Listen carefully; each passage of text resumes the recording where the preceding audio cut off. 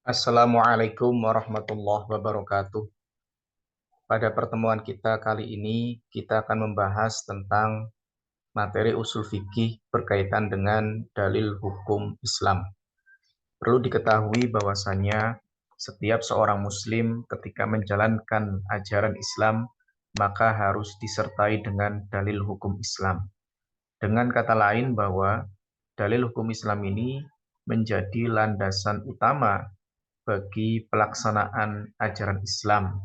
Dengan dalil ini, maka ajaran-ajaran Islam akan lebih kuat dan valid di dalam kaitannya dengan hukumnya.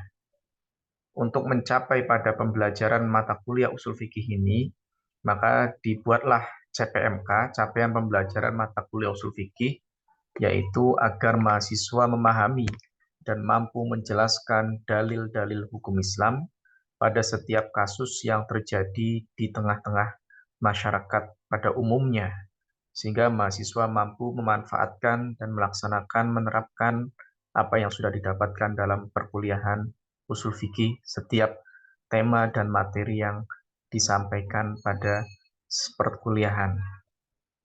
Kemudian pembagian dalil dalam hukum Islam menurut kajian usul fikih ada mansus, yaitu dalil hukum yang berdasarkan wahyu, dan juga ada yang ghair mansus, yaitu dalil hukum yang berdasarkan bukan pada wahyu. Nah, dua dalil inilah yang kemudian harus dipahami oleh setiap mahasiswa yang belajar usul fikih. Dengan adanya mansus, maka mahasiswa akan tahu dalil-dalil yang memang berdasarkan wahyu, dan dengan ghair mansus, mahasiswa juga akan mengetahui dalil-dalil yang tidak berdasarkan wahyu. Kemudian dalil hukum Islam yang berdasarkan mansus atau wahyu ada dua, yaitu Al-Quran sebagai sumber utama di dalam Islam itu sendiri, kemudian ada As-Sunnah sebagai sumber yang kedua di dalam Islam. Tentunya dua dalil ini adalah merupakan nas yang mesti diketahui oleh mahasiswa adalah nas, sumber utama yang memang menjadi muara dari semua dalil dan semua ajaran-ajaran Islam.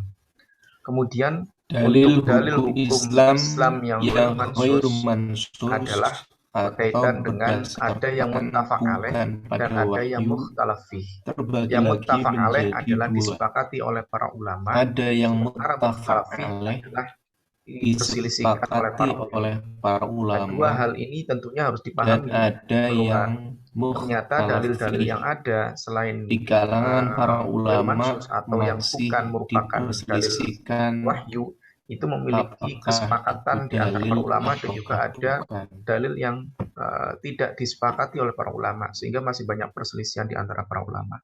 Sementara yang muttafaq alaih adalah dalil-dalil yang disepakati oleh para ulama, ada dua macam, yaitu ada ijma' dan juga ada qiyas. Nah, ijma' ini adalah merupakan kesepakatan para ulama berkaitan dengan dalil-dalil yang ada, dan juga ketentuan-ketentuan syar'i yang memang sudah dijalankan oleh agama. Sementara kias adalah metode di dalam menganalogikan hukum peristiwa yang baru dengan peristiwa yang ada di dalam nas Al-Quran. Sementara mukhtalafi atau dalil-dalil yang masih diperselisihkan oleh para ulama, ada istihsan, ada masalah mursalah, ada istishab, ada uraf atau adat, ada sadu zari'ah, ada qaul sahabi, dan juga ada syar'u man qablana. Nah, dalil-dalil ini adalah merupakan dalil-dalil yang dalam kaitannya dengan dalil hukum itu masih diperselisihkan oleh para ulama. Ada yang setuju dijadikan sebagai dalil hukum Islam, ada juga yang masih kurang setuju terkait dengan dalil Islam. Terima kasih Demikian atas pemaparan partisipasinya materi dan tentang kesediaannya untuk dalil hukum mendengarkan materi Islam. pada video kali ini. Terima kasih Terima kasih. atas Sekian, terima kasih. perhatiannya. Assalamualaikum warahmatullahi wabarakatuh. Semoga dapat memberikan manfaat bagi kita semua.